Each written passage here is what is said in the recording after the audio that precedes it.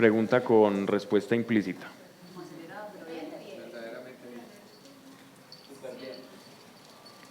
Okay. Es un buen momento para comenzar a orar. ¿Recuerdan el ejercicio que hicimos la charla pasada, no? ¿Sí recuerdan?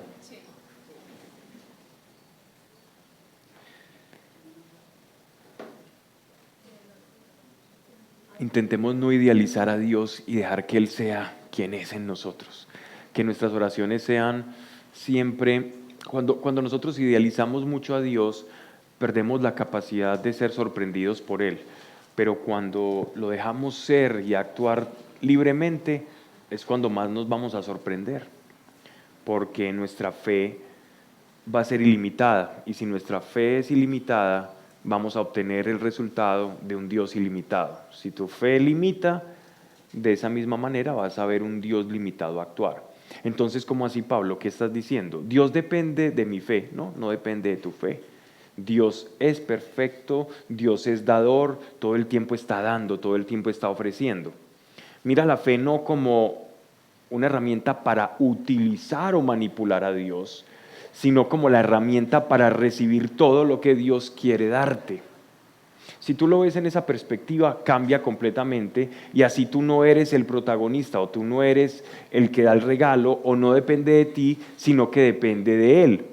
Y lo que depende de ti es cuánto abres o cuánto cierras la llave para que Él actúe en ti, para que Él haga.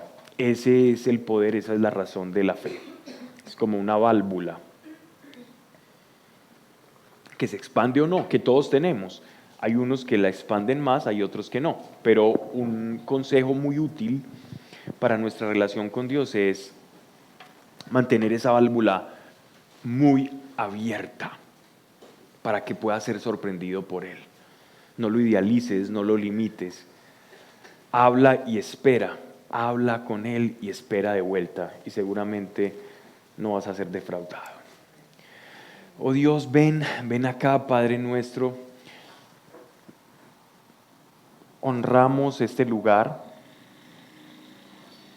para que la presencia de tu Espíritu se sienta cómoda entre nosotros, para que actúes sin límites en cada corazón, para que respondas inquietudes.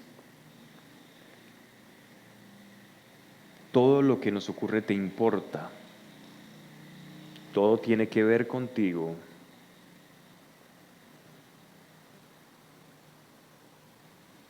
Todo es de tu incumbencia, porque tú amas al hombre, porque tanto amaste al mundo que nos entregaste la llave, nos entregaste a tu Hijo. Dios, sin límites hoy te honramos, para que libremente, conforme a cada persona, sea tu actuar y tu gracia, multiforme gracia, de acuerdo a cada uno, aquí presentes y aquellos que nos están escuchando. Dios Padre, se te honra en este lugar, se te honra en este lugar. No hay nadie que esté acá que quiera seguir con su mismo estilo de vida, que quiera seguir ciclando entre actitudes que ya de antemano conocemos que no le sacamos ningún provecho. Aquí se te honra, Señor. Queremos caminar en virtud, saber por qué nos has elegido, por qué nos has llamado, cuál es el futuro que se nos extiende y se abre ante nuestros ojos. Entenderte que somos parte de un plan, de tu proyecto, de tu creación,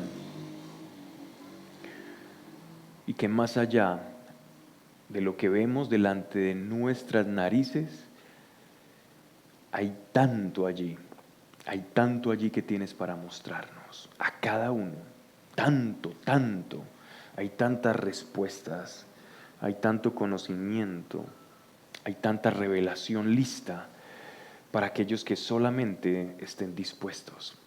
Y aquí se te honra, Señor.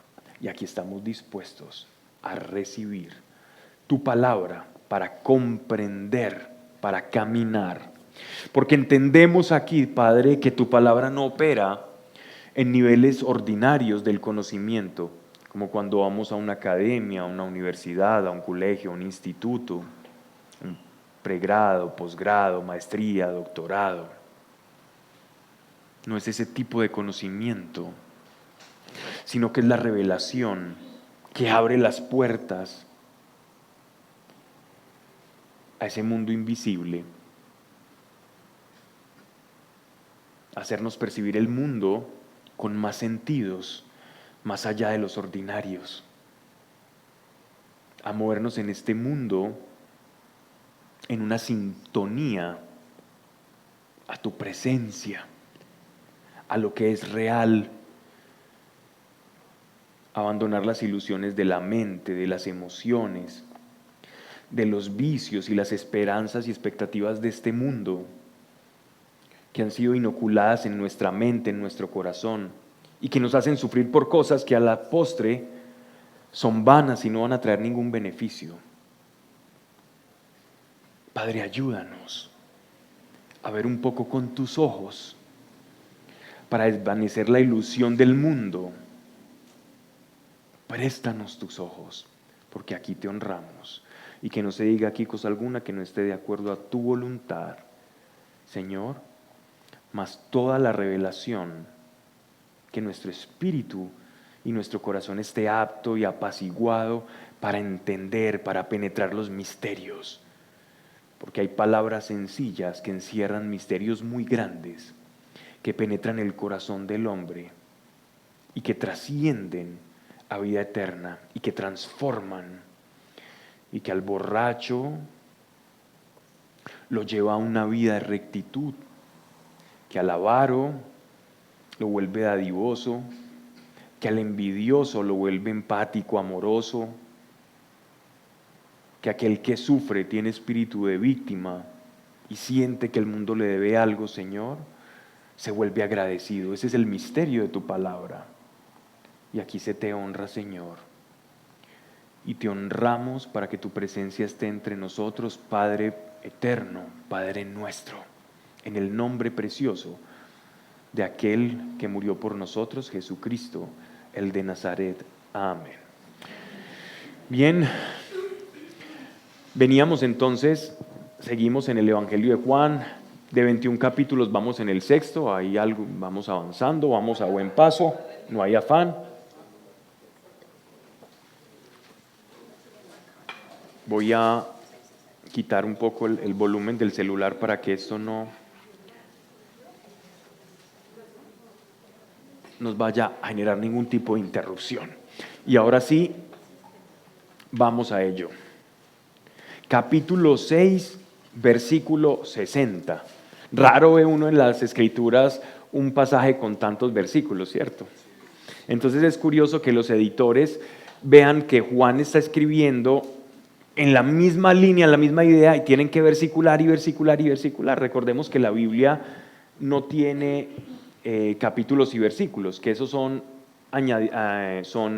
adiciones posteriores para poder como tener una lectura organizada y coordinada, ¿ya? Pero la Biblia como tal es un texto que no tiene divisiones ni subdivisiones, solamente se divide por capítulos y ya, por libros, perdón, no por capítulos, por libros, ¿ya?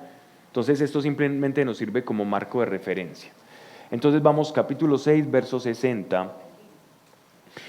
Yo les hablaba que en el Evangelio de Juan existe algo muy especial, a manera de dato particular, y es que Jesús nos habla en una forma de yo soy, ¿ya?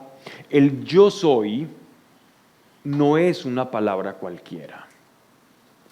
El yo soy es como una revelación que nosotros tenemos a partir de la zarza ardiente cuando Moisés está pasando la región de Madián. Él se encuentra una zarza ardiente, una zarza que comienza a arder y empieza a tener una locución de parte de Dios. Dios comienza a hablarle en el fuego de esa zarza que no se consumía. Y Dios le revela su nombre. Y Dios le dice, yo soy el que seré, yo soy el que soy. Y este yo soy el que soy comenzó a asociarse con el nombre sagrado de Dios. Es como el innombrable, la esencia por antonomasia, aquel en el que subsisten y del cual todo depende de Él, pero Él no depende de nada, el ser por excelencia. Y Jesús...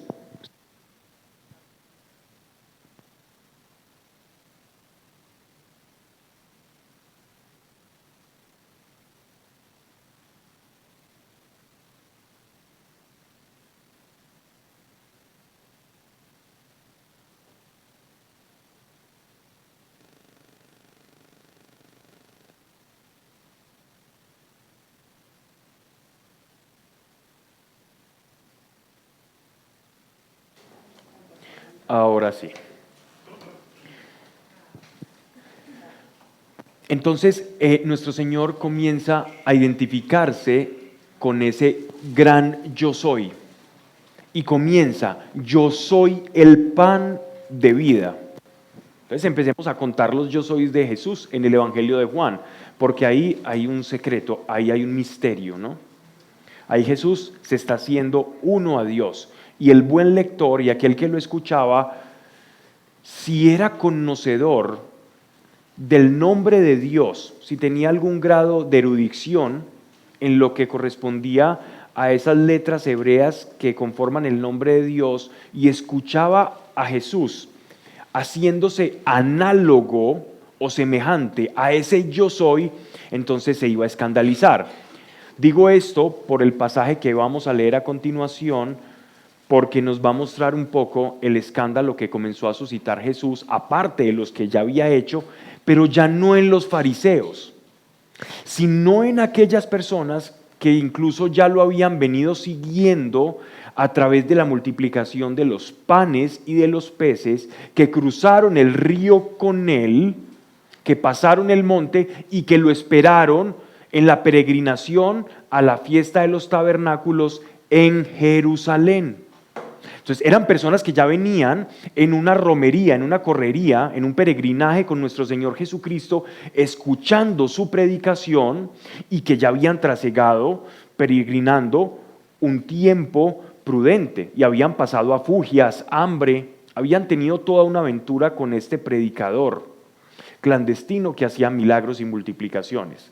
Y vamos a ver entonces cómo es el corazón del hombre, porque este pasaje mal haríamos en pasarlo por alto sin dedicarle un tiempo hasta que le podamos extraer, no todo el jugo, porque sé que uno puede leer y venir una vez tras vez a la Escritura, y estoy seguro que si yo empiezo, por ejemplo, otra serie del capítulo 1 al capítulo 6, voy a decir por lo menos un 60% de cosas que en las charlas pasadas no he dicho. Y así volveremos, y si lo hacemos otra vez, y vamos a sacar sustancia.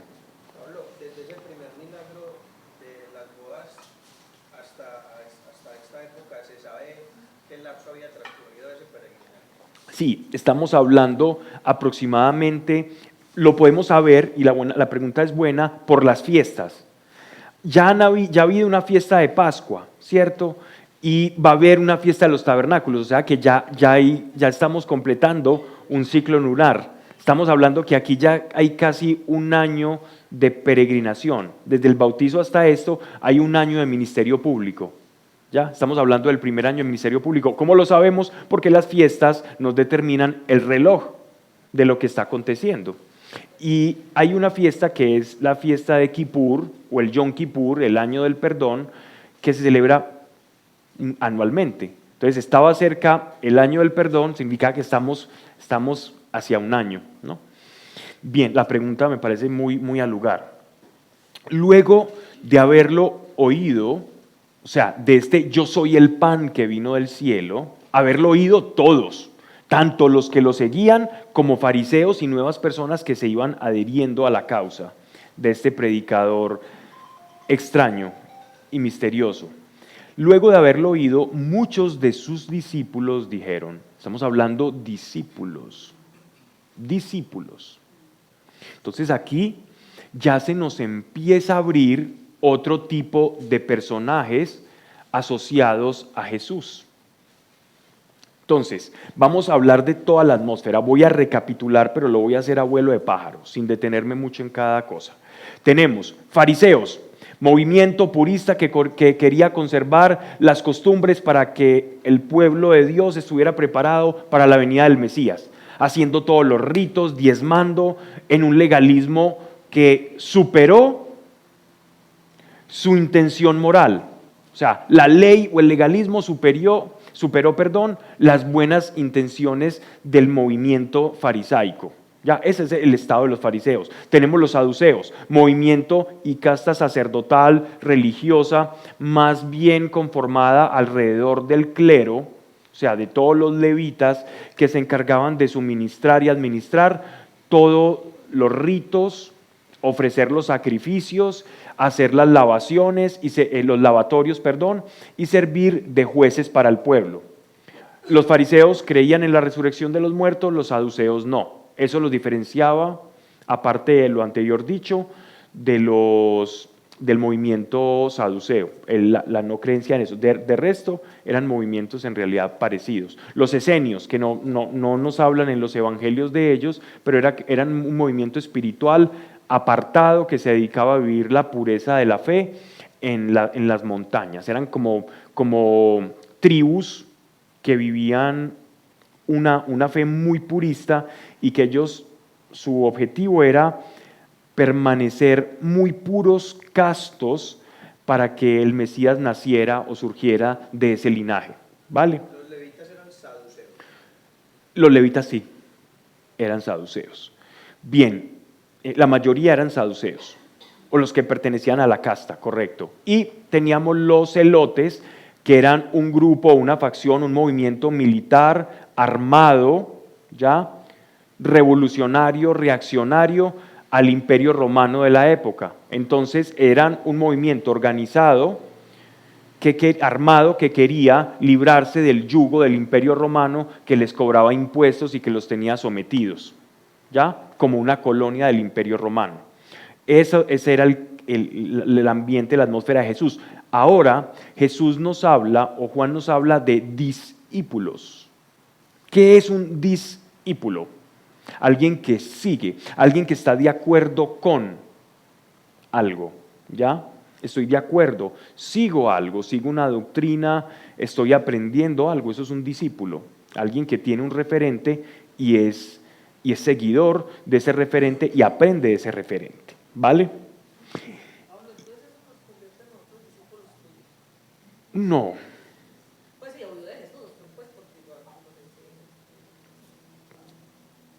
Tómalo como quieras.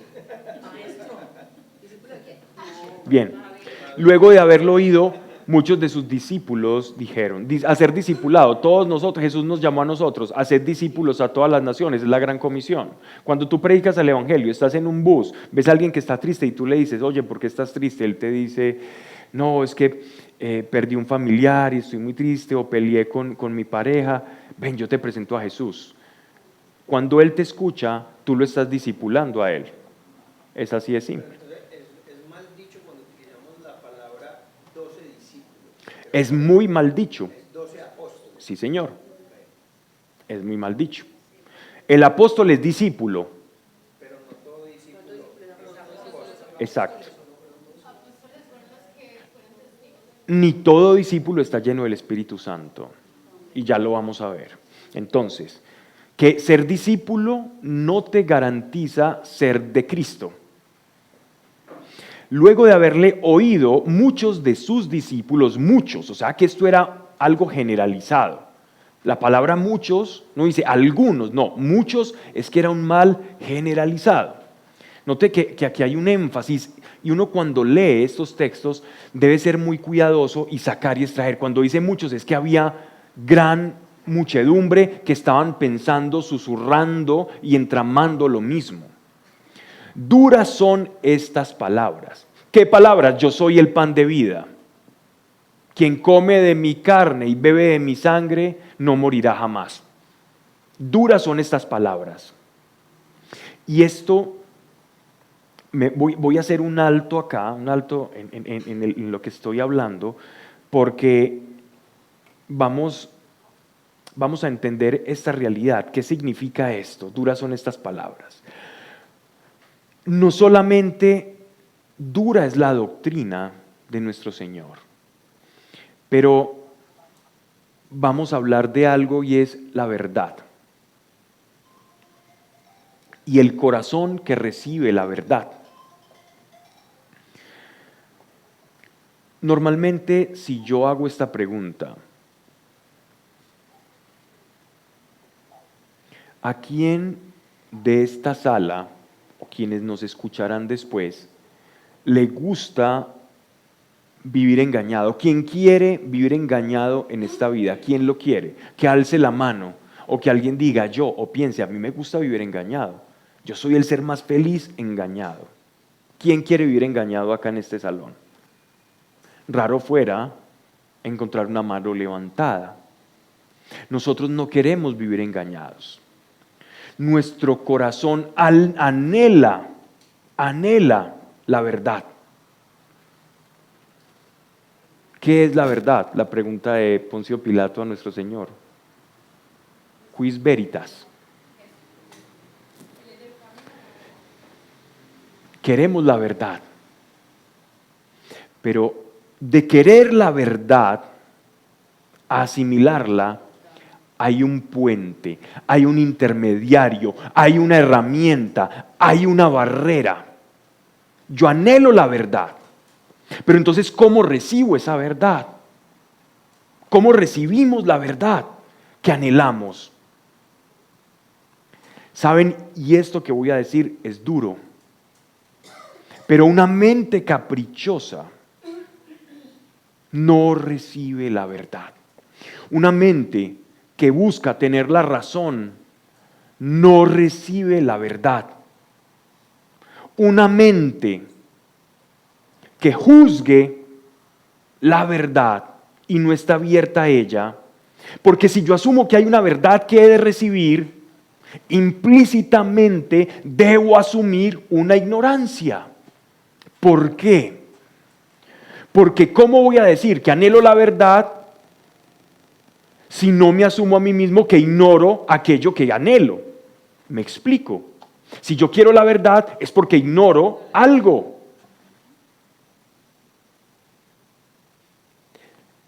Ejemplo.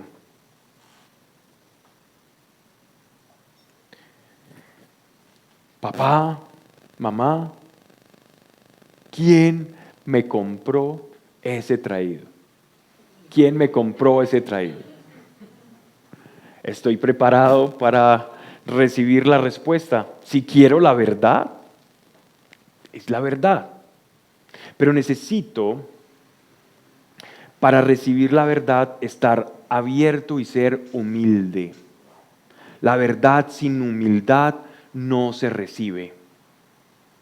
Y la verdad se da por revelación.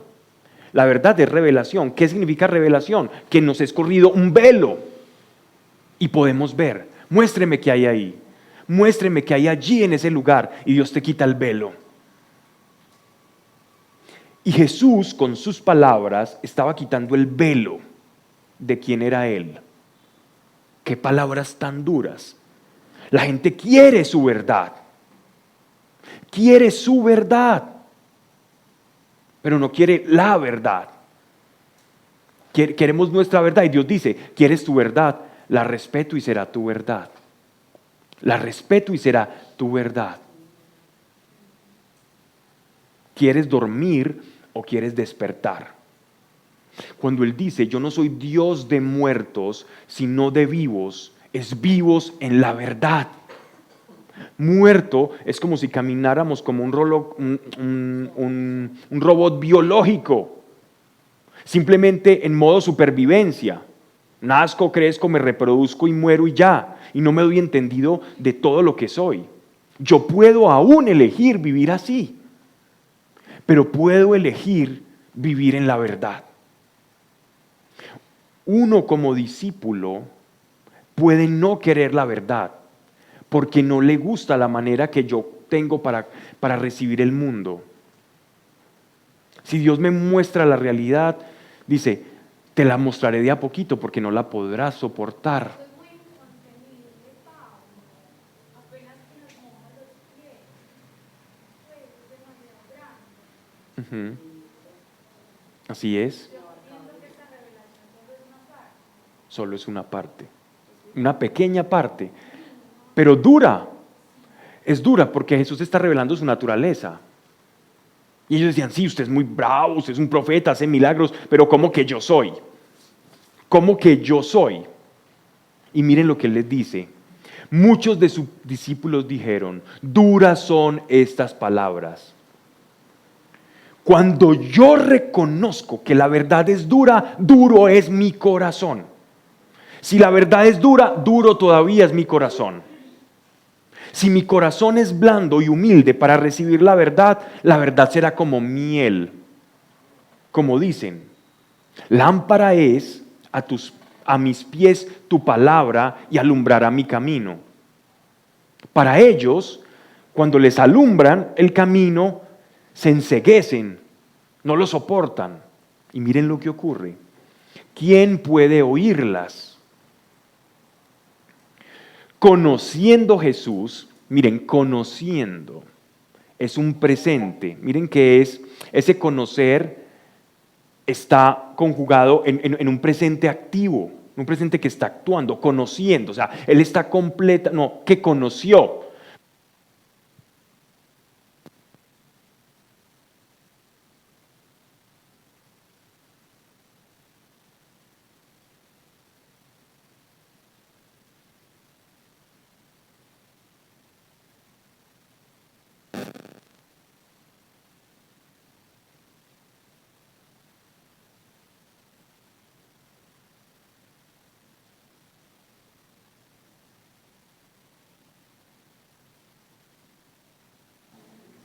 Ahora sí, volvemos a la voz fuerte. Entonces, perdón, conociendo a Jesús que murmuraban en un presente continuo, o sea, el estado de Jesús era un estado en que la realidad para Jesús era mucho más viva. Jesús veía lo que había en cada corazón, sabía lo que las personas estaban pensando y en simultáneo. Jesús no tenía que pensar a conectarse con Dios. Ay, ¿qué estará pensando Pedro? Ay, me va a negar 3 veces. Jesús no tenía que hacer ese proceso intelectivo. Jesús lo sabía. Él ya lo sabía. Él ya lo estaba viviendo en simultáneo. Conociendo Jesús que murmuraban de esto sus discípulos, los que le pertenecían, de pertenencia, ¿no? Les dijo, ¿esto os escandaliza? Pues, ¿qué sería si vierais al Hijo del Hombre subir allí donde estaba antes? Es decir, los escandalizó un velo y Jesús, que sabía lo que ellos estaban pensando en sus corazones, eso que los estaba inquietando y alejando de la verdad, termina quitándoles otro velo. ¿Y saben qué les digo? Lo que ustedes están pensando y los está escandalizando es precisamente lo que yo les estoy diciendo. Pues que yo no soy de este lugar y yo vengo del Padre y estoy aquí con ustedes y volveré al Padre y me verán. Está suscitando. ¿Y qué les digo si me vieran? O sea, los terminó de escandalizar y lo hizo a propósito para dejarnos esta enseñanza. Qué bueno entonces poder un corazón que anhele la verdad. Qué rico. No le pongamos color a la verdad. La verdad no siempre nos va a hacer cómodas. Cuando yo empecé todo mi caminar con Dios, fue una reingeniería completa. Yo venía con mucha contaminación de cosas que pensaba, que creía, de todo mi caminar espiritual. Cuando digo contaminación es cosas que si bien me son útiles ahora para entender, había una confusión muy grande en mí, una falta de claridad. Y muchas de las cosas que yo veía, que decía Jesús, yo decía, pero este sí es atrevido. Cuando yo leía a nuestro Señor decir, yo soy el camino, yo soy la verdad y yo soy la vida, pensaba, este tipo es un atrevido. ¿Cómo Jesús dice esto tan fuerte del mismo? Es como si fuera un ególatra espiritual. ¿Cómo es posible esto? Y poco a poco, esa resistencia a la verdad que yo quería acomodar a mi forma de ser, a mi forma de sentir, a lo que a mí me parecía o no, empezó a abrirse y fue maravilloso. Eso es como pelear con la ley gravitacional. Entonces, por ejemplo, una pequeña discusión que tuve con mi hijo para traerlo a colación al pequeño David, hace 3 días. Él está obsesionado con los números. Está obsesionado, pero es una obsesión. Y con el dinero, pues con el dinero, pero por el dinero en cuanto a que es números, ¿cierto? Entonces él es muy curioso porque hace poco alguien de la familia estaba de cumpleaños y cuando estaban apagando las velas, le dicen, bueno, pida un deseo.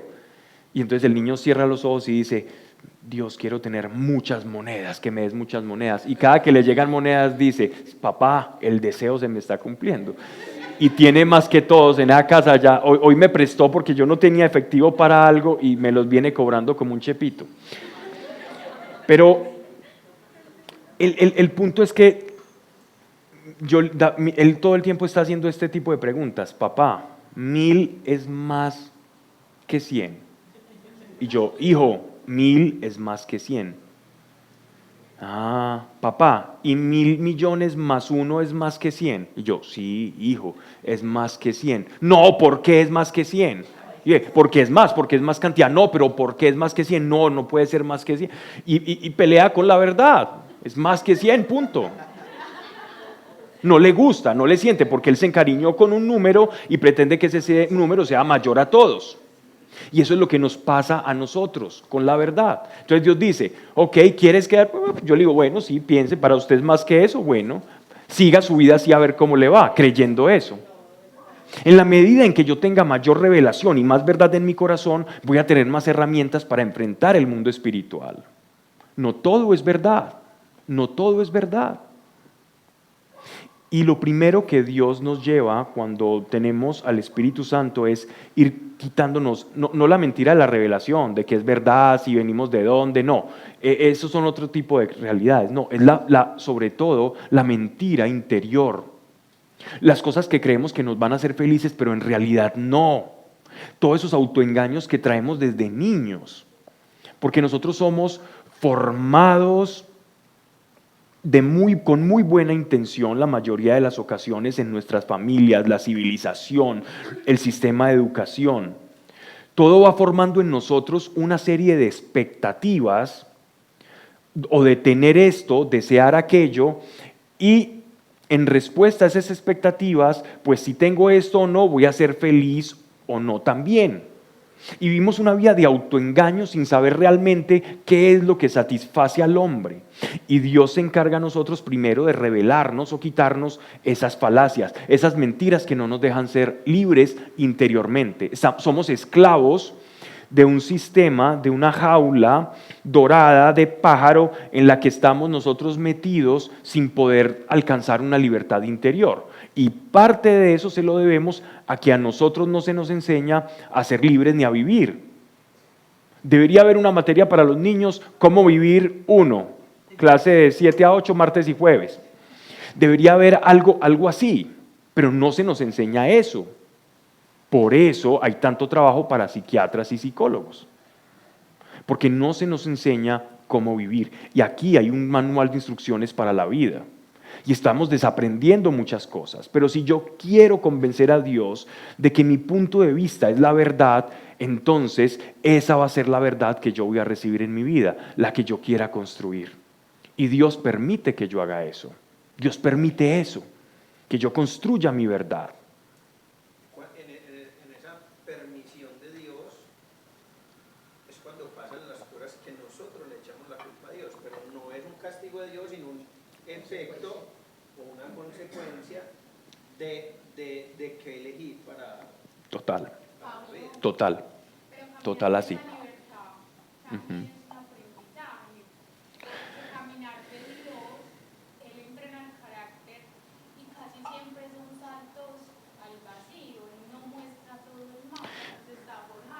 caminar en esa libertad es cada lucha, cada carrera, cada victoria, pequeña o grande. En el cielo no hay grandes o pequeñas victorias, hay victorias.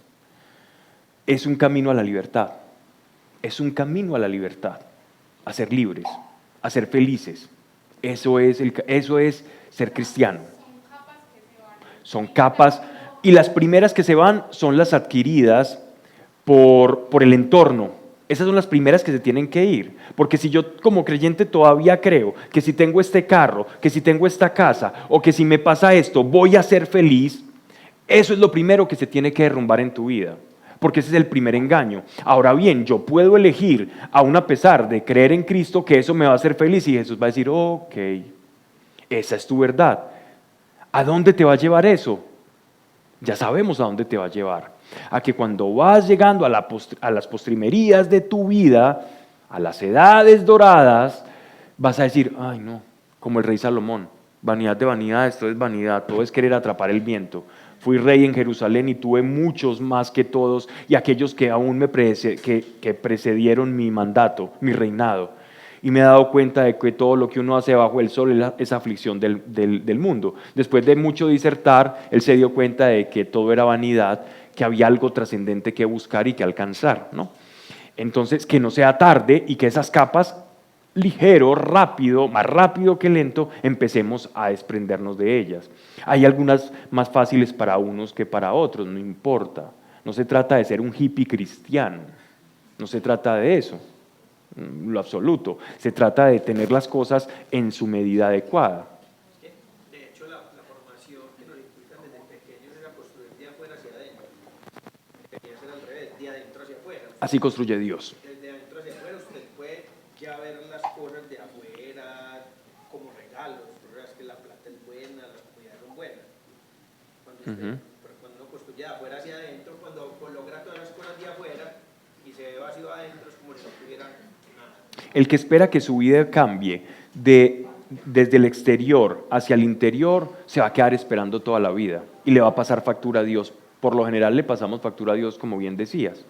Dios, ¿por qué no eso? Es decir, porque tú no quisiste la verdad, viviste engañado. Sí. No. Digo, lo dije a manera de chiste, pero hippie es como decir, no me importa el dinero, me voy a ir por allá al monte, porque a Jesús no, así no es la libertad. No, tú puedes tener todas las cosas, pero en el valor. Pero ahí está Dios de Efesios, Pablo, donde si hay un desprendimiento que Dios dice que consideras todo, pues ahí el corazón es la prioridad diferente. Es un abandono completo a la providencia. Pero Dios aún, a pesar de eso, Dios puede, por ejemplo, el rey David tenía un abandono completo, pero lo tenía todo y era rico. Sí, no hablo de la materialidad. Perfecto. Entiendo. Entiendo. Así es.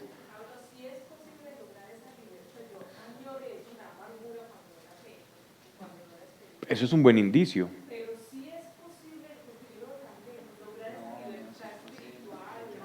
No lo mires, mira, yo, aunque no lo crean, yo cuando estaba en el colegio era buen atleta. Digo bueno con humildad, era bueno, me iba bien. ¿Qué podemos hacer? ¿Sí o no, Santiago? Era bueno. Iba rápido, sí. Y entonces, ¿qué ocurría? Cuando me ponían carreras que las de 50 metros yo las amaba, porque no era sino correr como un endemoniado y ya. Cuando era 120, igual. Y llegaba uno cansado, pero ya era relajado y ya, y a capar clase. Cuando eran las 3 vueltas, que no recuerdo cuántos metros eran 200, 400 y había otras de 800, yo ya le empezaba a sacar el cuerpo. Pero entonces cuando eran esas yo era mirando, ay, me falta tantas vueltas, y yo era pensando en cuánto me faltaba, más tedioso se me hacía el viaje, hasta que simplemente comencé a no pensar en la meta, sino a que, ya avancé la primera vuelta, e iba mirando el avance, y en esa medida, pues se me hacía menos tedioso. Igual la carrera cristiana tiene una meta, pero si tú debes tener los ojos puestos en la meta, pero en el recorrido que estás llevando, porque si uno se pone a ver lo que le falta, entonces ahí va a poder ser atacado por algo que es muy peligroso, que es el desánimo. Recuerdan que hablábamos, es que el desánimo es la puerta de la desesperanza. Cuando tú estás bajo de ánimo, logras el desánimo es un estado anímico, ¿cierto? Es de no tener ánima, pues no tener vida. Y la desesperanza es cuando ni siquiera esperas salir de ese desánimo, o sea, es peor. El desánimo, es la desesperanza que el desánimo. El desánimo es la puerta de entrada a la desesperanza, que es cuando ni siquiera tú esperas que algo cambie en ti. Sin embargo, nosotros debemos ver la vida cristiana en pequeñas batallas que vamos ganando y vamos conquistando. Pequeñas batallas. Y es maravilloso y tú te pones feliz, dices, ya no estoy pensando esto como antes, entonces así piensas lo que Dios ha hecho y no lo que falta por hacer y vas disfrutando la vida. ¿Vale? Bueno, entonces volvamos aquí a este texto. Subir allí donde estaba antes, verso 63. El Espíritu es el que da vida, la carne no aprovecha para nada. Esto era un dardo al corazón de estos hombres. Esto fue un dardo. Este dardo tenía dos intenciones que yo puedo leer, seguramente más, porque nuestro Señor es nuestro Señor, pero yo alcanzo a vislumbrar que el dardo, que es esta palabra de nuestro Señor, tiene una doble intención, como mínimo. Uno de ellos era algunos de esos muchos discípulos que se escandalizaban de sus palabras, abrir su corazón y decirle, Señor, si esto lo escandaliza, prepárese porque lo que le voy a mostrar es mucho más grande. Y ese dardo en esa persona abriría el velo de su corazón o rompería ese corazón de piedra. En otros, lo que haría ese dardo sería encolerizarlos mucho más en contra de Jesús. O sea, tenía un doble propósito ese aguijón. A unos, generarles más expectativa de la persona de Jesucristo. Y a otros, alejarlos más de Él, revelándoles la verdad. Entonces, ¿Jesús qué está haciendo? Con la verdad está alejando personas. Si la verdad te aleja, entonces es culpa ¿de quién? De tu corazón, no es de Jesús. Si Jesús les está dando la verdad en bandeja de plata y no la quiere recibir, ¿qué puedo hacer? Oye, existe algo que se llama ley de la gravitación universal y no era como Isaac Newton la determinaba en su modelo mecanicista de la física de antaño, y entonces después llega Einstein y hace todo un revuelo con la relatividad y dice, venga, como Newton, el mundo no funciona como un reloj suizo. El mundo funciona como una especie de gelatina dominada por una serie de fuerzas y una de ellas es la gravedad, que es más, no es una fuerza, es una curvatura espacial. Y él empieza a decir todo eso. Y entonces los científicos de esa época, ¿qué hicieron? Este tipo está loco y se burlaban de él. Hay cartas donde se burlaban de él. En los simposios de física se burlaban de Albert Einstein. Y ahora están en todas las facultades de física sacando la lengua. Miren, se burlaban de él. No querían la verdad, estaban cómodos con su paradigma, estaban muy cómodos. No, a nosotros nos parece que esto es así, nadie le va a quitar el puesto a Isaac Newton, él ya nos reveló el 90%, solo nos falta un 10% por conocer. Y Einstein, ¿qué les dijo? Señores, no conocemos nada. Y ya después, por la fuerza de la prueba, se dieron cuenta, Señor tenía razón. ¿Ya? Entonces, lo mismo está diciendo Jesús. ¿Quieren que les siga hablando de Newton? No, pues no, yo les voy a hablar de Einstein. Eso es lo que les está hablando a él. Por eso dice esto. El Espíritu es la vida. Las palabras de él eran verdad. Y cuando tú recibes revelación, que es la verdad, vivifica tu vida, tu espíritu. Hay una vida interior que se está desarrollando en ti. Eso es la verdad. La verdad es palabra espiritual. Ellos querían, a quienes estaban murmurando esto, que Jesús les hablara de, yo los voy a librar del imperio romano, yo soy un maestro como Elías, vengan que vamos a hacer otra vez como en la época del rey David, yo seré su rey, ustedes serán mis súbditos, ustedes que me están siguiendo yo los pondré en la primera fila, yo repartiré el reino con ustedes, uno se sentará a mi diestra, el otro a mi siniestra, los otros serán mis escuderos, usted será este, usted será... Estaban esperando un lenguaje carnal de Jesús, pero ¿qué obtuvieron de él? La verdad, y la verdad que él les suministraba era lo mismo que los estaba alejando de él. Así que Jesús no los alejaba voluntariamente como repeliéndolos, porque yo los quiero repeler. Y les voy a decir la verdad para que se vayan. No, Jesús es verdad y solo puede salir verdad de su boca. Él no se puede traicionar a sí mismo y de él sale verdad. Y es esta verdad la que repele. ¿A quién repele? A aquel que no quiere la verdad. Ese es el propósito de este pasaje.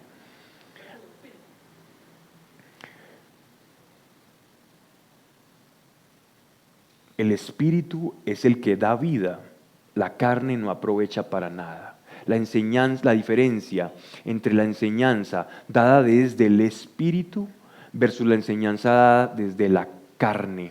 El verdadero paidagogos, el verdadero maestro les estaba enseñando desde el Espíritu y no desde la carne. Y ellos estaban buscando enseñanza carnal. Y cuando venía enseñanza espiritual, verdad, conforme a la verdad, se escandalizaban. ¿Qué puede hacer el maestro si no se puede traicionar? Claro.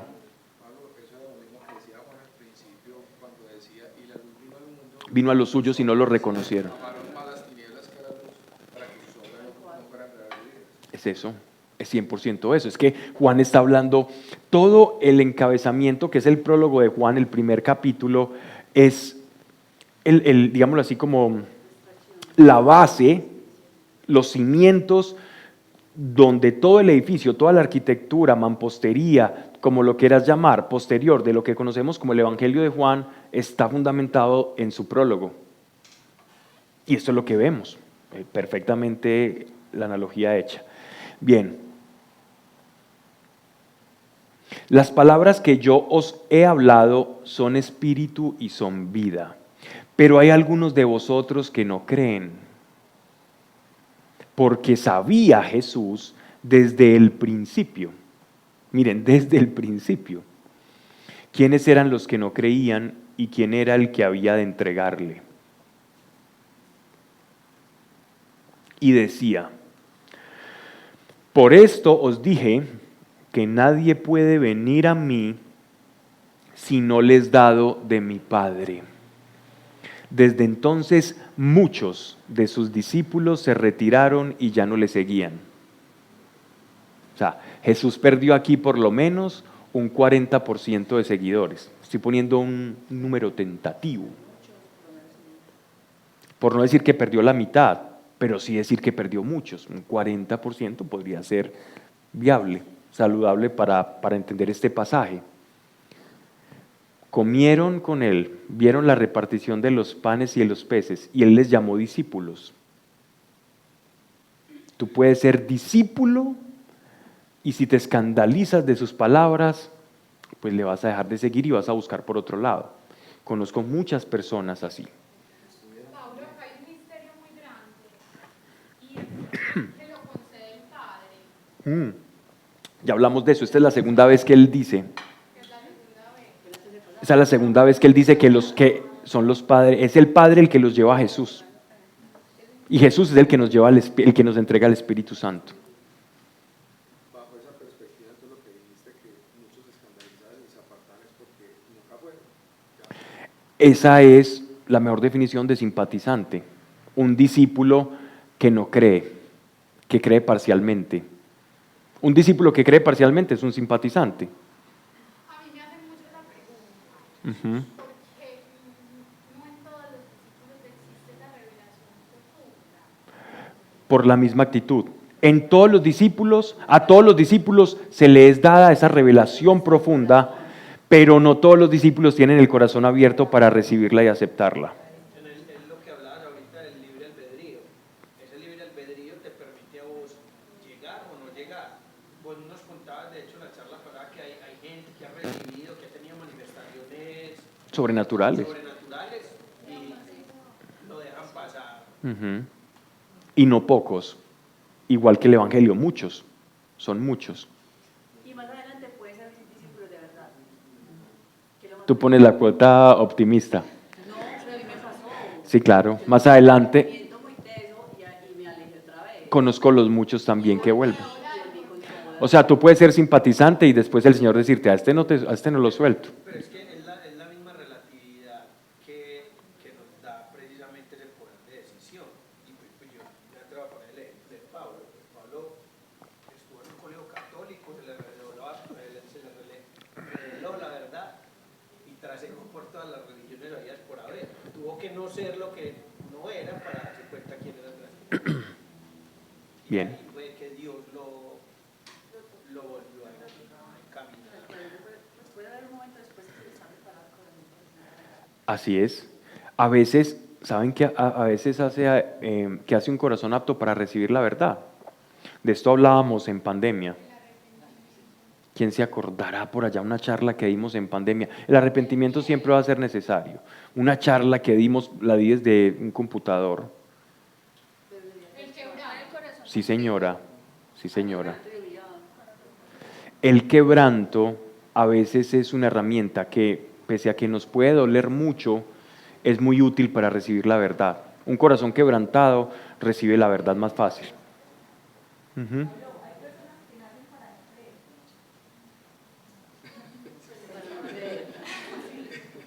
Sigamos. Ay, Pablo, no va a abrir ese abanico porque... Y decía, por esto os dije que nadie puede venir a mí si no les dado por mi Padre. Desde entonces muchos de sus discípulos se retiraron y ya no le seguían.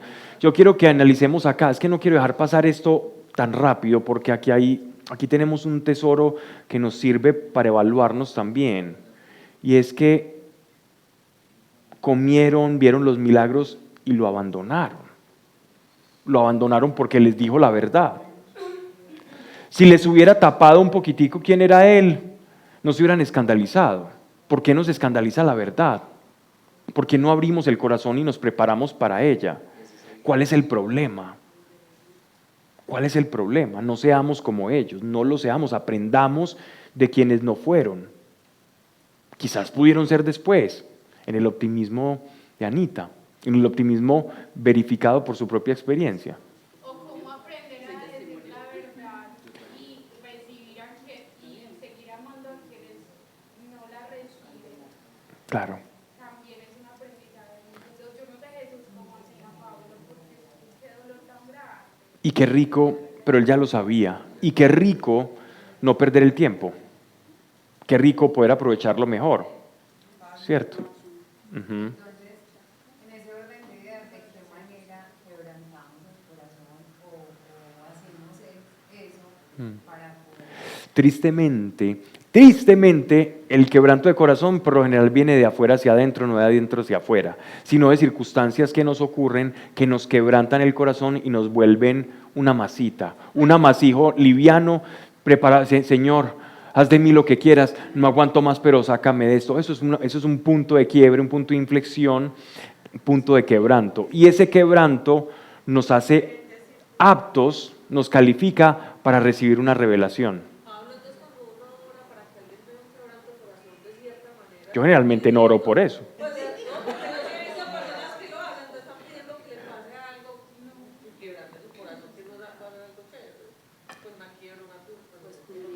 producto del pecado. Pablo, para experimentar el gozo, tenemos que quebrar, o sea, tenemos que experimentar la amargura, ¿no? A ver, no es la única forma. Lastimosamente se ha vuelto la más usual, pero no debe ser así. No es el ideal de Dios que sea así. O sea, ese mecanismo no lo desarrolló Dios. Dios desarrolló el gozo ya que está dentro de ti.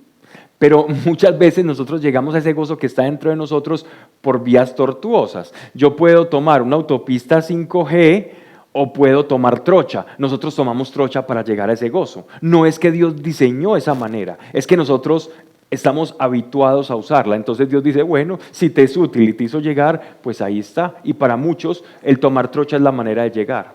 Pablo, pero es que Dios también se glorifica en nuestra Sí, claro. Se glorifica nuestra debilidad cuando somos hijos suyos. Claro, claro. Se glorifica cuando estamos quebrantados. Es que el pequeño en Dios es grande. El pequeño en Dios es grande. El quebrantado en Dios es grande. El pobre de espíritu en Dios es grande. El pobre de corazón es grande en Dios. Porque entre menos de nosotros, más de Dios. Esa es la leyenda del vaso. Pero entonces mira que el quebranto es importante, no porque Dios lo esté promoviendo, pero a veces también, yo lo decía hace años, no menospreciemos el quebranto, porque el quebranto no es nuestro punto final, sino el punto de inicio a ver la maravilla de Dios. Pero entonces cuando, digamos, no estás en el extremo de una situación en la que tengas o te veas obligado Ajá. a quebrantarte, pero estás sintiendo la necesidad de quebrantarte o estás en esa búsqueda, ¿qué hace uno ahí?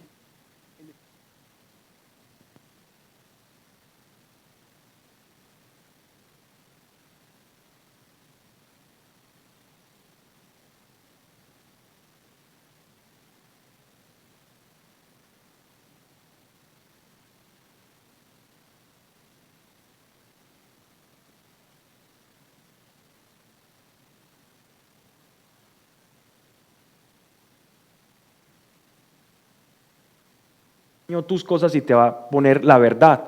Y va a hacer que la verdad ejerza una presión, se vuelva un centro de gravedad que va a desplazar la mentira. Y la mentira, que generalmente está en nuestra carne, se va desplazando y ahí es donde se produce el quiebre. ¿Ya? Pero se produce siempre por una revelación o por una verdad. Ay, Señor, escudriña mi corazón. Y entonces Dios lo escudriña y me revela. Esto hay en usted. Egoísmo, altivez, pereza, soberbia. Pero de hecho se vuelve, te lo voy a Pablo, revelar, pero mira que es interior. Cuando es movida por el Espíritu Santo. Tu pregunta fue cuando no son circunstancias externas, sino que yo estoy pidiendo. El Espíritu Santo produce ese quebranto desde el interior, pero eso lo hace el Espíritu Santo. Ese quebranto se produce desde el Espíritu Santo. Pero entonces no siempre es cuando yo he vivido eso. Eso duele mucho. Esto es soberbia y Dios que nada, no, quítame eso. Ya pues no vivo el drama ni de las vestiduras. Entonces no siempre duele así. No siempre duele, pero cuando uno quiere buscar el quebranto, pero a veces cuando no duele, mira cuándo sí puede doler. Cuando uno creía, por ejemplo, que es prueba superada y vuelve y cae, ahí hay dolor, ahí la verdad duele, pero qué rica, qué refrigerante verdad, que me va a hacer salir de una vida de mentira. Qué verdad tan dolorosamente buena. Esto es masoquismo, pero del bueno. Eso es como alimentarse cuando uno tiene mucho hambre, cuando tiene mucha hambre le duele ya el estómago y come, pero obviamente esa saciedad de una u otra manera es diferente a que si ya vienes como llenito y tienes un espaciocito. Es lo mismo.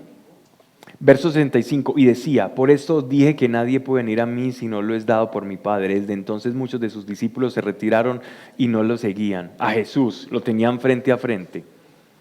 Miren, si tú estás aquí hoy, sin haber visto multiplicación de panes, de peces, sin ver a Lázaro resucitar, sin ver vino o agua convertida en vino, y aún estás acá, eso vale para el Señor.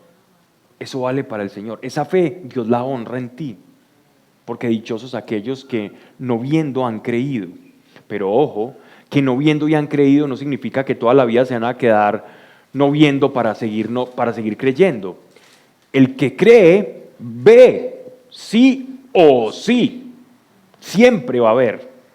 Pero dichoso el que sin ver creyó, porque ese va a ver. Es dichoso porque va a ver. No es dichoso porque Dios dice tan lindo, como cree tan lindo sin tener que ver. No, es dichoso porque el producto de su fe va a ser el ver. ¿Ya? Amén. Lo importante que es amén. Un día hablaremos de esa palabra. Lo que significa esa palabra. Verso 67, y dijo Jesús a los 12. Miren que hace una diferencia. Separó la muchedumbre, discípulos de los 12, 12 apóstoles. Entonces tenemos otra facción, los 12. 12 de los discípulos. Los 12 sí tenían que comprender esto. ¿Queréis iros vosotros también? ¿Qué habría en el corazón de nuestro Señor viendo que el ser humano, cuando la verdad se le revela en esa gracia tan impresionante, una muchedumbre lo abandona y se van desilusionados? Y este es el juicio, o sea, lo que yo llamo el juicio del maestro, el juicio del que enseña. Cuando tú estás enseñando a alguien, tú, cualquiera, y vas a decir una verdad de Dios que tú ya has probado, que has experimentado, que el Señor te ha revelado, y entonces tú dices, ¿cuándo le hablaré de este temita a esa persona? Porque es que hablar del Dios amor, agrada. Pero cuando tú hablas del pecado, sin importar cómo lo abordes, hay personas que no soportan el término pecado. No soportan el término que hay algo que se llama el mal, o que uno puede hacer algo mal, o que va a haber una consecuencia por los actos. No soportan eso. Hay personas que solo quieren escuchar de un Dios Barney. De un Dios Barney todo el tiempo. El Dios que yo quiero. El Dios que no importa nada, todo lo pasa. Dios tiene una esencia, Dios tiene una personalidad. El amor es inteligente. Dios ama, pero ese libre albedrío nuestro tiene consecuencias. Y Dios ama, y cuando ama siempre, ¿qué hace Dios? Interviene para decirnos, para ayudarnos hasta el último segundo de nuestra vida. Conozco casos concretos de personas al borde del suicidio, donde Dios les da una oportunidad antes de que hagan algo que va a trascender.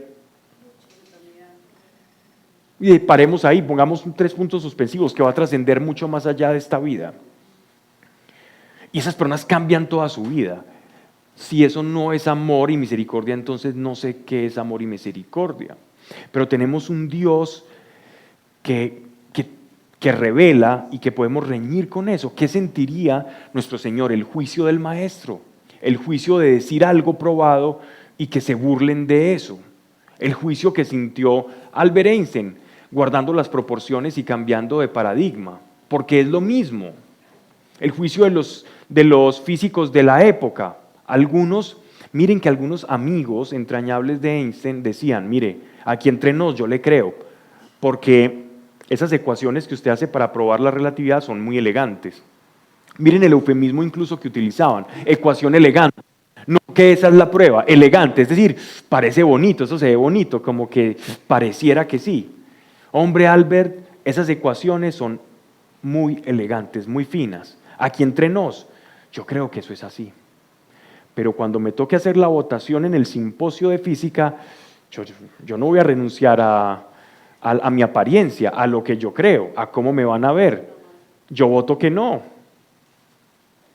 Y seguimos con el mismo paradigma. Ese es ese tipo de hipocresía. Eso fue lo que le pasó a Pedro. Pedro sabía quién era Jesús y lo negó 3 veces. Por temor humano, temor al hombre, al que dirán, me van a aprender. No, yo no lo conozco. Otra vez, yo no lo conozco, otra vez, yo no lo conozco. Cambio la verdad por la carne. Ese es un corazón sin carácter. Es un corazón que está empezando a formar el carácter, sí, por supuesto. Los fariseos cayeron en eso. Pero entonces miren qué bonita es la verdad, pero qué difícil de sostener. Para sostener la verdad hay que tener coraje. Porque el mundo no quiere la verdad. No quieren. Pablo, ese es el trabajo del Espíritu Santo, es el entrenamiento. El Espíritu Santo nos va a guiar hacia la verdad.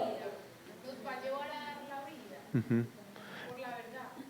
Y antes de eso dice, Él los guiará hacia la verdad. Sí, el Espíritu Santo es un guía para que nosotros podamos decir, venga, esto no es, esto son sombras, esto es luz, esto es sombra, esto es luz, esto es sombra. Esto es una verdad parcializada. Si la verdad está parcializada, tenga mucho cuidado. Saque lo bueno, extraiga lo bueno, rechace lo malo, pero venga por acá, encamínese por acá. El Espíritu Santo es nuestro ayo, nuestro bastón, nuestro guía, el que nos va llevando por el buen camino.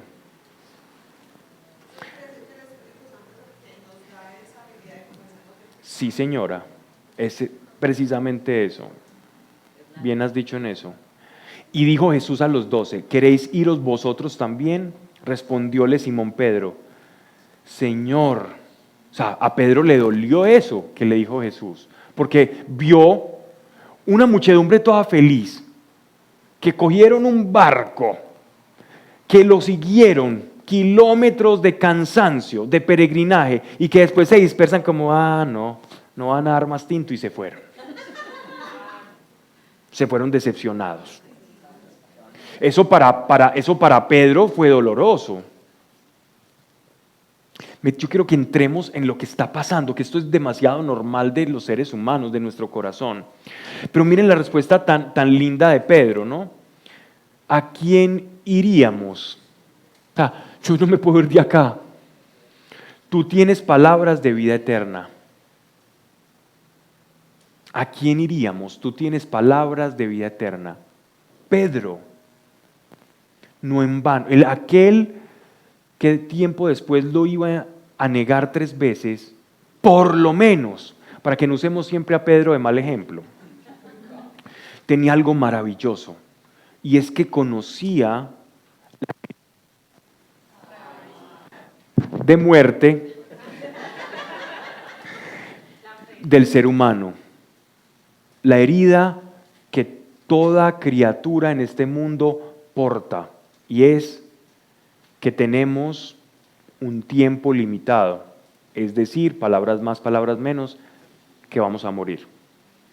Pedro sabía que el único que le iba a dar respuesta a la necesidad más básica, visceral, la razón por la cual se han escrito muchos textos, por la cual los dioses del Olimpo sostenían la famosa ambrosía, ¿ya? Por la cual el Odín se fue a la fuente del lago del gigante Mímir a buscar la sabiduría para ver si podía sostener esa inmortalidad y no perder y ser sabio para poder encontrar eso. La razón por la cual Gilgamesh, de la epopeya famosa de Gilgamesh en Mesopotamia, se fue en búsqueda de la inmortalidad. La razón por la que nosotros hacemos lo que hacemos es para no morir. En el psicoanálisis, en el psicoanálisis freudiano, hay una premisa que dice que casi todo lo que hace el ser humano es huyendo a un pulso de Tánatos, al pulso de Tánitos, que es el dios de la muerte. O sea, es huirle a la sensación de que un día vamos a morir. Entonces, todos los edificios, el Empire State, el Golden Gate, las Torres Petronas, los hoteles en Dubái, las obras de arte, se reducen a tenemos que distraernos, hacer algo para trascender, porque un día vamos a morir. Me estoy volviendo muy filosófico, pero me voy a retrotraer a Pedro. Pedro entendía, un día me voy a morir, y este es el único que cuando habla yo veo que me soluciona el problemita. Resumo eso en esto. La sintetizada. Su negación fue precisamente por miedo a morir. Por eso me vas a abandonar, pa. No, que su negación, cuando lo negó 3 veces, fue precisamente por miedo a morir, Exacto. aunque sabía que había vida eterna. Esa es la paradoja de Pedro, esa es la paradoja humana, la que aún con la revelación tiene una carne que purificar. ¿A quién iremos? Tú tienes palabras de vida eterna. Y nosotros hemos creído y sabemos que tú eres el Santo de Dios. Respondióle Jesús. Aquí hubo algo. Imagínense la mirada de Jesús. 40% de seguidores se van y él sabe que al rechazarlo a él están perdiendo un tesoro muy grande. Tú saber que alguien está rechazando una oración o algo que le puede cambiar la vida. ¿Qué siente aquel que sabe que tiene un tesoro y que otro lo está rechazando? Tristeza. Hay compunción del corazón, hay un punzón ahí que entra, hay dolor. Y así estaba nuestro Señor. Y mira a ellos, ustedes también. Pero esa mirada de Jesús no fue una mirada del maestro que está enseñando, sino el maestro que está reflejando que en su corazón hay pesadez. Porque Jesús tenía emociones humanas, Él experimentó todo lo humano, desde una perspectiva alta, pero humana. Eso se llama la kenosis en griego, el abajamiento, el apocamiento del Señor. Respondióle Jesús. Aquí ya Él mejora su semblante y eleva su mentón. No he elegido yo a los 12 y uno de vosotros es diablo. Es diablo significa es opositor. O sea, es como aquellos que me abandonaron. Uno de los 12. Cuando dice diablo, la palabra diabolos es opositor. O sea, opositor al plan de Dios. Y resulta que aquí tenemos una clave, por lo menos un acercamiento a las intenciones o pretensiones de Judas con respecto a la figura de Jesús. Y es que aquí el corazón de Judas se escandalizó de Jesús. Se escandalizó de Jesús. Lo empezó a ver muy volado, muy espiritual y menos ese rey fuerte material que los iba a librar del yugo del Imperio Romano.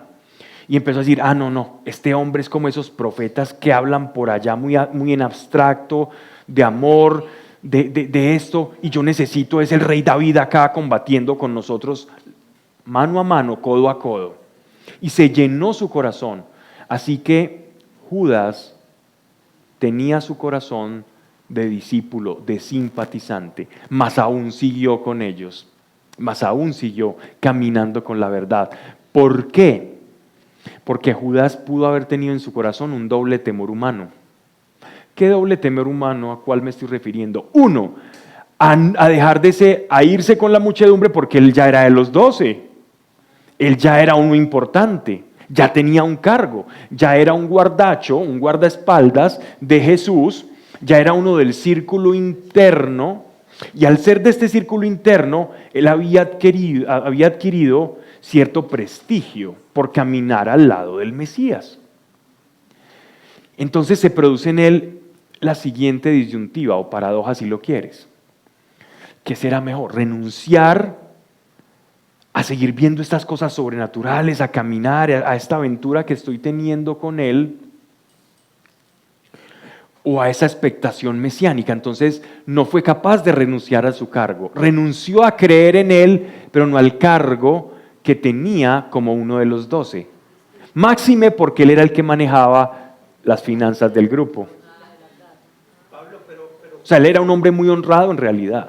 Judas hacía parte del propósito de Dios, porque Dios y Jesús sabían que él era necesario para él.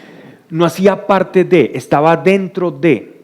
¿Por qué hago la aclaración? Y ahí es muy, a vos que te gusta como la parte lingüística y como abogados cuando uno le enseñan toda la parte de oratoria, es que está dentro del propósito no significa que él fue la causa primera para detonar ese propósito, sino que aún causas segundas, independientes de él, cumplen ese propósito, sin que él sea un factor o un agente detonador o el detonante de ese propósito.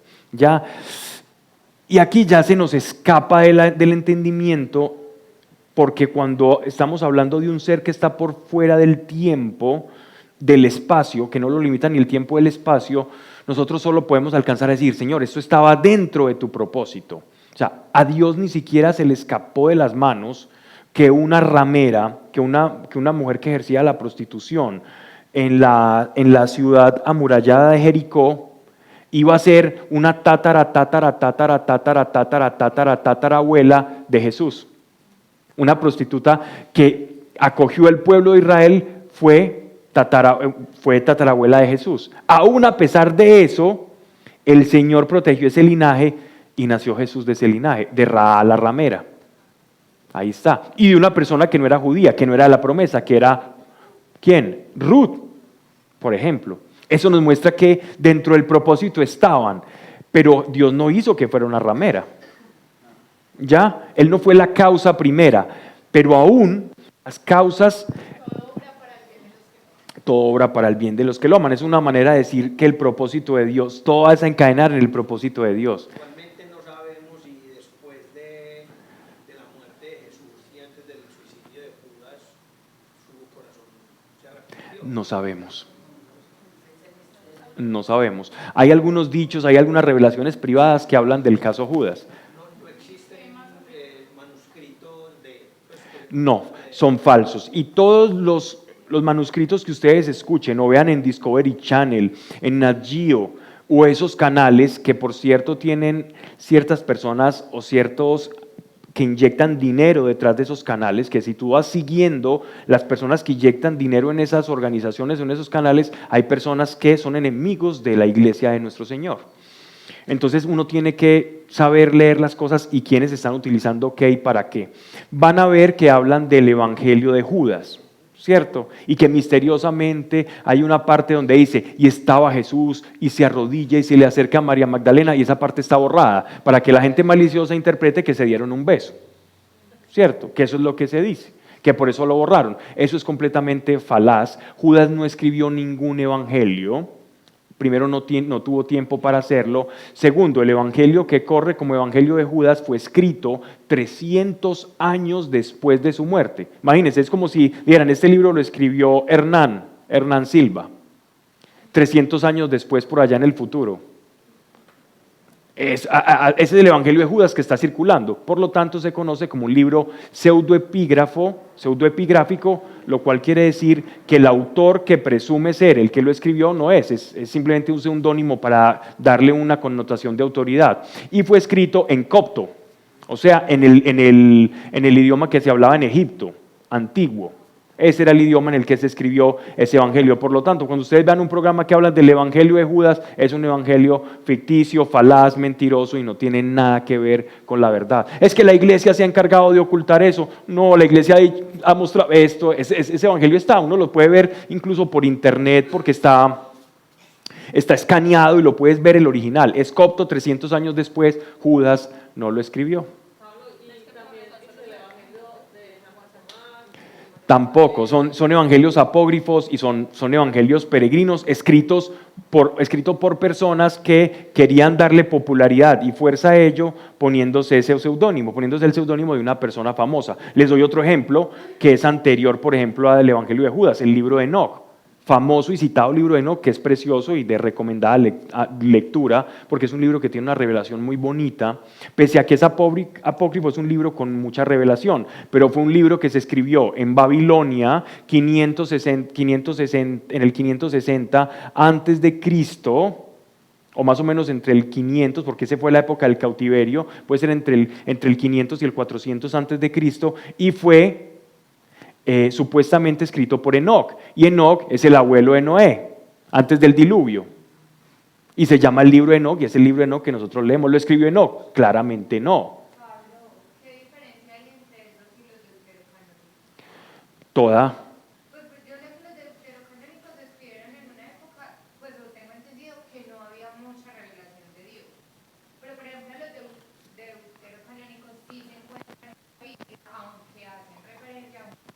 Primero, para entender qué son los libros deuterocanónicos y diferenciarlo de los libros apócrifos apócrifo significa que no hay revelación como tal en ellos, que son aparte de un canon.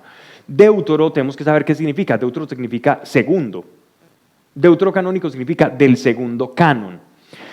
¿Qué es el segundo canon? Los libros que existían antes de la primera traducción griega que se llamaba la versión Septuaginta o la versión de los 70. ¿Ya? Entonces, la versión de los 70 o Septuaginta, que fue la primera traducción que se hizo de la Biblia en idioma hebreo al griego, ¿estamos bien? Del idioma hebreo al idioma griego, se llama la Septuaginta o Biblia de los 70, Esa Biblia como tal no tiene deuterocanónicos. Estamos hablando de 300 años antes de Cristo, que existía esa traducción. Después, esa traducción de hecho la mandó a hacer Alejandro Magno. Y después de esa traducción, o los lugartenientes que se repartieron el imperio de Alejandro Magno, que se llamaban los Seleucidas, ellos crean esta Biblia y después en ese lapso de tiempo, ahora viene lo que tú dices, se fueron construyendo otros libros sagrados, como ejemplo el libro de Tobías, donde se nos cuenta el pasaje de Tobías donde aparece el ángel Rafael, que significa Dios sana, que, bueno, en fin, Sirácida, hay diferentes libros deuterocanónicos y estos libros se añaden a la Septuaginta, entonces habían Septuagintas sin y con ese canon. La iglesia en sus inicios con los deuterocanónicos, ¿ya? En la Reforma Protestante, Martín Lutero toma esos deuterocanónicos y dice que no hacen parte del canon o que no tienen una revelación consistente con el grueso de la Escritura. Por eso tú vas a ver Biblias como la Reina Valera, Nueva Versión Internacional, vas a ver pues, en sí las versión King James, etcétera, etcétera, hay muchas, sin los deuterocanónicos, ¿ya? Pero hay otras personas, otras Biblias de estudio, hay Reina Valera que se pueden conseguir con los deuterocanónicos, ¿ya? Esa es la diferencia, ¿vale? ¿Está bien? Sí. Sí, lo iba a decir porque, por ejemplo, creo que fue Luna Dios hablaba y que vi que hacía como una anotación de los libros deuterocanónicos donde decían, pero es que no entendí bien lo que, bueno, voy a mirar bien cómo decía, porque decía era como este libro, o sea, como que está para el conocimiento, pero como que no es reconocido. Si es reconocido, de hecho la iglesia lo considera canónico, pero del segundo canon, hace una diferenciación, deutero del segundo canon, pero esa diferenciación no significa que ese libro no tenga contenido de revelación. Lo que pasa es que dentro de la iglesia católica son canónicos, ya deutero pero canónicos. Para la iglesia reformada esos libros son libros sapienciales, tienen cierto grado de revelación, pero no los consideran canónicos, ¿ya? Pero es bueno tenerlos. A mí me gustan las Biblias, por ejemplo, la que yo enseño, en la que yo estoy utilizando, tiene los deuterocanónicos. ¿Por qué? Incluso hay libros también que tienen un contenido de revelación. Hay uno muy lindo que se llama El Pastor de Hermas, que era un hombre contemporáneo al apóstol Pablo, y escribe una carta donde él tiene unas visiones y unas revelaciones y se llama El Pastor de Hermas. Hay otro libro que no está dentro del canon de las Escrituras, pero que es maravilloso, que se llama la Didaché o la Didaché, que significa en griego la enseñanza. Esa didaché o esa enseñanza, de ahí viene la palabra didáctico, de enseñar. Ese libro habla de cómo era la administración de las iglesias primitivas, de cómo reconocer un falso profeta, cuando alguien habla por boca de Dios y no, cómo eran las finanzas en la iglesia, cómo se sostenían, cómo ayudar al que venía de otra iglesia. Por ejemplo, yo estoy en Roma y este está en Corintio, cómo los debemos atender, cómo los debemos cuidar, cosas muy hermosas, cómo hacer la cena del Señor, cosas maravillosas que están y no está dentro del canon, pero es un libro que tiene revelación y que la Biblia que la iglesia lo tiene en alta estima, ¿ya?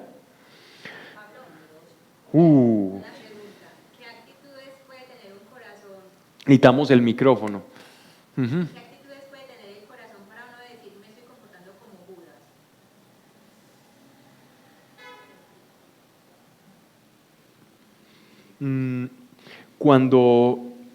Cuando la verdad, cuando yo quiero permanecer en el engaño. Si yo quiero permanecer, no, Dios, es que como yo siento esto, yo quiero seguir así. Si Dios te muestra de alguna manera, por ejemplo, que estás haciendo algo mal dentro de tu familia, no sé cómo está conformado tu núcleo familiar, pero pongamos que tienes un niño, ¿cierto? Pongamos. Tienes un niño y tú sabes que estás haciendo algo mal y persistes y lo sabes que hay una revelación que Dios te está diciendo, hay que trascender esto, necesito que caminemos juntos en esto para que seas más libre de esto, porque quiero producir, y tú persistes ahí en la mentira, no es porque yo siento esto, o cuando no perdonas, por ejemplo. Es que yo siento esto y yo no perdono y no perdono, estoy siendo un Judas. Porque ya sé la verdad y estoy prefiriendo la carne que el espíritu. Estoy prefiriendo la complacencia de sentir rabia, porque la ira o la emoción de la ira es una forma de compensar el daño que siento que me hicieron. Entonces yo compenso con ira. El no perdonar es ser Judas. La falta de perdón es ser Judas. En falta de perdón, si hay cosas, factores que imposibilitan, escuchen la palabra que es muy fuerte, el recibir el Espíritu Santo es la falta de perdón. Yo no he visto ninguna persona en los 18, 17 años que llevo caminando con el Señor que haya recibido el Espíritu Santo y esa persona no haya perdonado. No conozco la primera y creo que no la conoceré. Si no has perdonado, no recibes el Espíritu Santo, es imposible. ¿Para Dios todo es posible? No, para Dios todo no es posible. Dios no miente, Dios no da el Espíritu Santo a alguien que no haya perdonado. Punto. ¿Tienes problema con el perdón? Perdona y el Espíritu es tuyo. No perdones y es imposible recibirlo, porque esa fue la ley. Yo quiero aprender a volar, pero no conozco las leyes de la sustentación. Cómo se sustentan las diferentes potencias del aire, la atmósfera, todo. Pero es que yo quiero saltando volar. No podés. Pero Dios te dice, ¿cómo volar? No querés. Eso es lo que nos pasa. Dios, pero tú eres amoroso y misericordioso y yo no voy a perdonar, pero tú me das tu espíritu. Lo siento, te vas a estrellar con un muro. Te vas a estrellar con un muro. Una de las cosas, es que esto es impresionante, que imposibilitan recibir al Espíritu Santo, una de las cosas es la falta de perdón. Y la otra queda como tarea. Bien, la brujería, uno arrepentirse de la brujería, no ser consciente de eso. Mucha consecuencia, porque dos seres no pueden ocupar el mismo cuerpo. Bien, nos da tiempo, estamos terminando a las 9. Entonces significa que debo terminar. Verso 67, dejamos acá. Hoy debo irme pronto, ¿vale? Entonces vamos a orar. Vamos a orar. Señor, gracias. Dios, qué bueno enfrentarnos, qué bueno enfrentar nuestra manera de pensar, qué bueno tener choques con lo que queremos, con la mente amañada, con nuestras emociones, si es para sacar luz, para sacar oro, porque tú dices, es que está escrito, que el oro, para ser tal, debe ser sometido al crisol, al fuego. El oro no se ve como es realmente hasta que es acrisolado. Para que los metales innobles, las impurezas, se desplacen y den a luz la materia preciosa. Y eso somos nosotros en tus manos. Señor, que lo innoble nuestro sea desplazado por la verdad. Danos un corazón que sepa recibir la verdad. No si nos gusta o no, porque la verdad tarde que temprano nos va a gustar, porque nos va a liberar. Pero al principio la carne se va a negar. Qué feo es, Dios, cuando un día nos damos cuenta que no somos eternos, que no somos inmortales. Qué doloroso es para la carne cuando un niño en la adolescencia va cambiando y dice, me voy a morir. Y cuando vamos avanzando en edad y vemos que esto es serio, que la muerte es real y mueren seres queridos, personas, al principio escuchamos de aquellos que mueren y como que no nos toca, pero nos vamos enfrentando con esa idea como Pedro, que la tenía muy clara. Qué bueno es que la verdad de la realidad nos haga buscar la verdad trascendente, no la humana, no la de carne, sino la eterna, la trascendente, Señor. Danos un corazón, pues, Padre eterno, Padre nuestro, papá, un corazón que anhele, que no repela, que no rechace por sus gustos, querencias, impresiones o prejuicios, la verdad que tú nos revelas gratuitamente. En el nombre de Jesús, amén. Gracias a todos.